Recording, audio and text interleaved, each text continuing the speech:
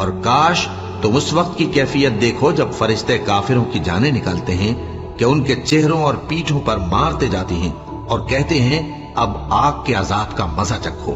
یہ ان اعمال کی سزا ہے جو تمہارے ہاتھوں نے آگے بھیجی ہیں، اور یہ جان رکھو کہ اللہ بندوں پر ظلم نہیں کرتا۔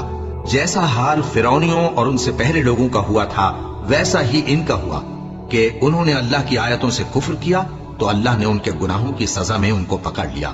بے شک اللہ زبردست ہے، سخت عذاب دینے والا ہے۔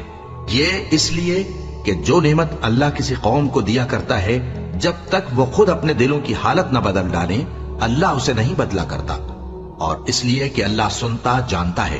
جیسا حال فرعونیوں اور ان سے پہلے لوگوں کا ہوا تھا ویسا ہی ان کا ہوا۔